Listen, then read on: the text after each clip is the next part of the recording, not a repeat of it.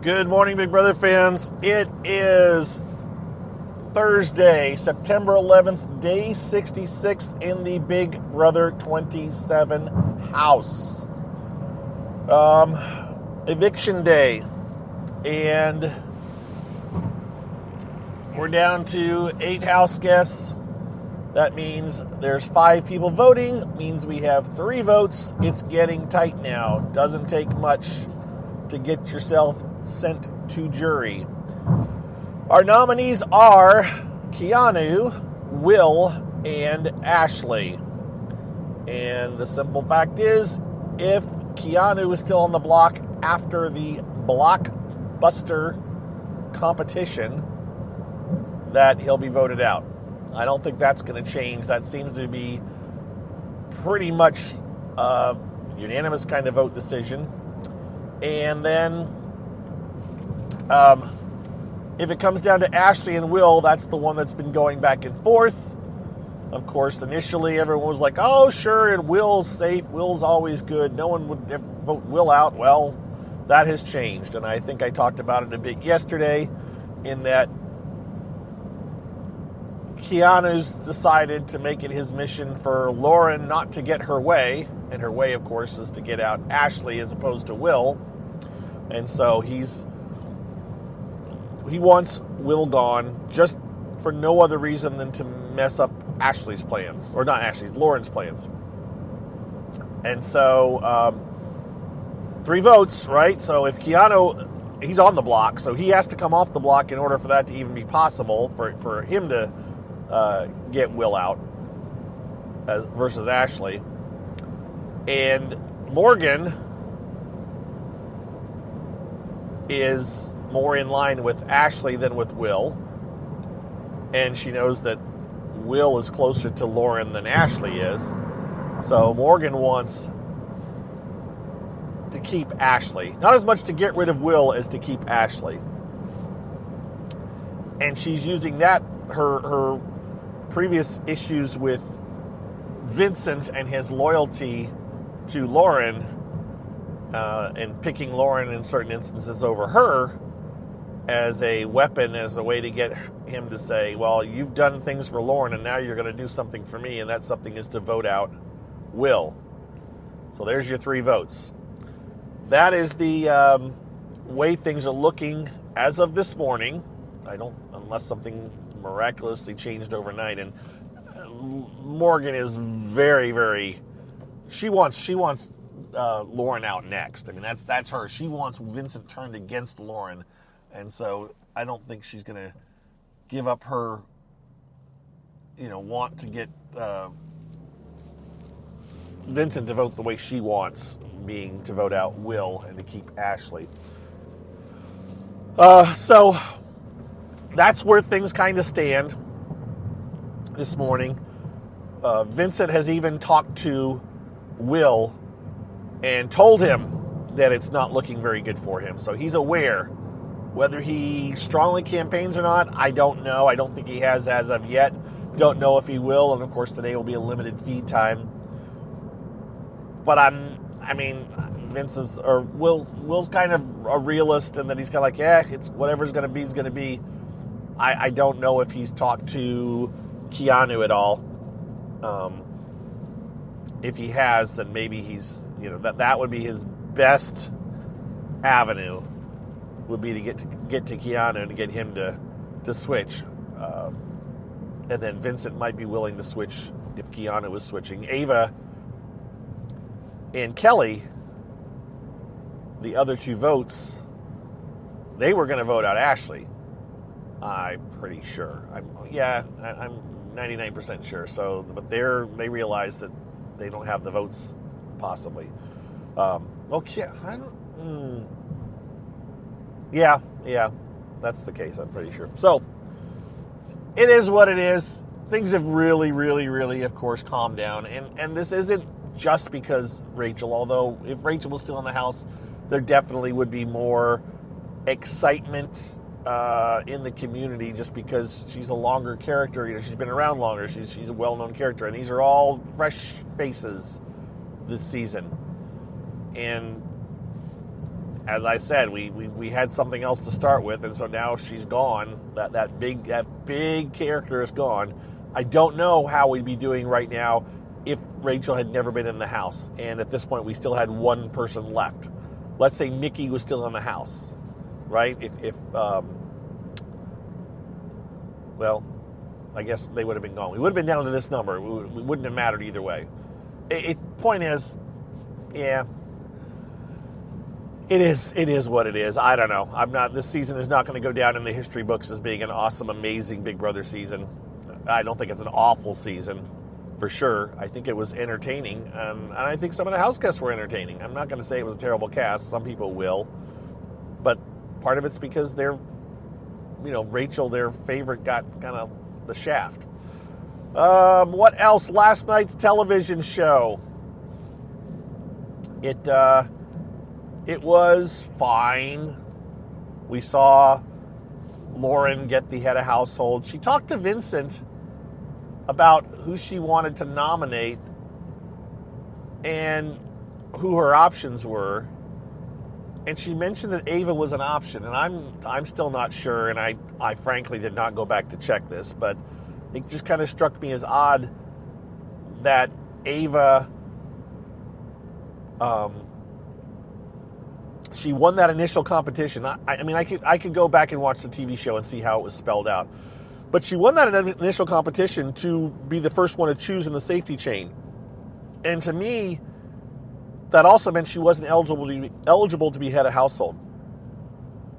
And by the way, my friend John asked me a question yesterday at lunch, which I didn't have an answer for.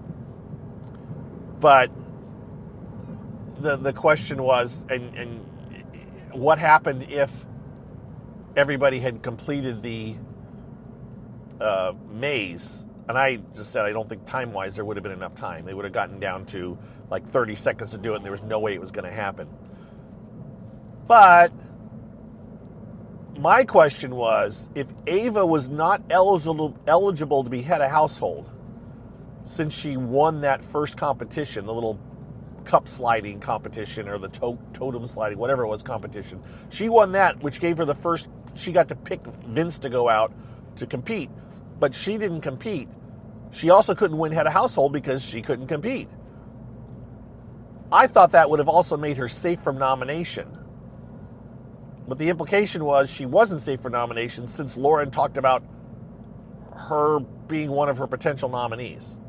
Now, either Lauren was wrong and CBS decided to throw it in there into the mix just to give you someone else to look at when she said it, or that was weird. That why would you say, well, you get to pick the first person in the safety chain, but one of these people is going to be head of household, and they can still nominate you. So you don't get safety. The only thing you get is safety from this one thing. You won't be Rachel'd. You won't be voted. You won't be not voted out. You won't be tossed out. That's all you're getting is immunity from this one event, but you could be nominated and you can't be head of household. What they should have done, if that was the case, is they should have said, Ava, you got 7.5 minutes to compete. You get to both compete. You get the first person to compete, and you get to so you get to pick the next person. I don't know why, if Ava couldn't be head of household, why she wouldn't have been immune as well. So I think she was immune. I think it was an editing thing, and so it's one of those things that bothers me. Anything else that happened? I accidentally fast-forwarded through a big chunk of Big Brother comics, which is totally fine, because we've seen it a million times. I didn't need to see it. I guess Lauren kind of paused at some point, and otherwise she probably would have won the power veto, but she really didn't want to win the power veto because that would mean she would have had to save somebody, and I don't think she wanted to save anybody. She didn't want to save, because whoever she saved, she'd be ruffling somebody's feathers, and then she would have had to make the replacement anyway. So I think her attitude was, well, I'm not going to win it. Somebody's going to win it, and they're probably going to use it. And when they use it, I'm going to have to pick a replacement, and I'll just let that be the worst I have to do. Or I say worst, meaning she hates doing anything that upsets people, that things, quote, scare her, right? So That's the update for the day. Sorry, seems very cut and dried and straightforward, and that's kind of what it is. It's getting down to the end game. I mean, and people have very negative attitudes towards this whole thing. We're kind of done. We're kind of done. It's like, just get us to the end. We just want to know who the final two to pick between are.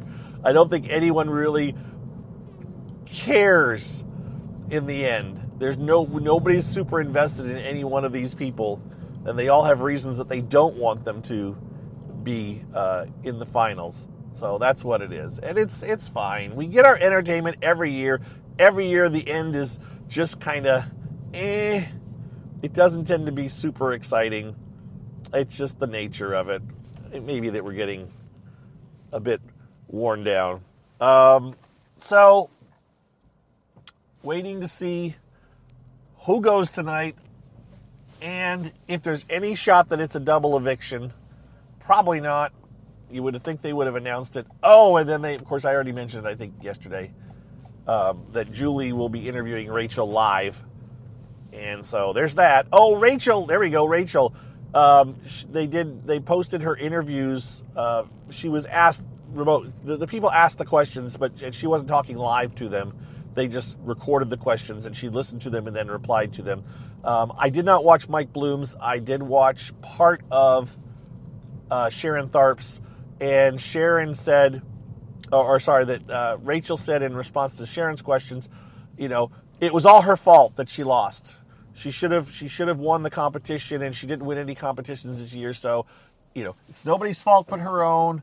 Yada yada, towing the company line, being very, saying all the right things that I said. I even quoted myself and said, I told you she'd play the game. She knows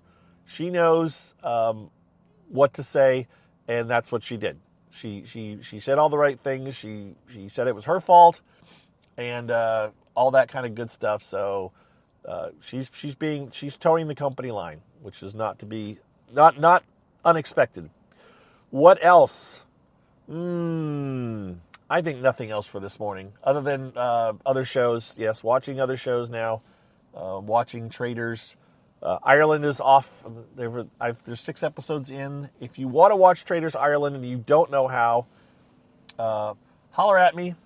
ilovereality@gmail.com, or look on Blue Sky. I have linked to a way to do it already a couple times. So those are out there in a couple of different ways. You can watch them.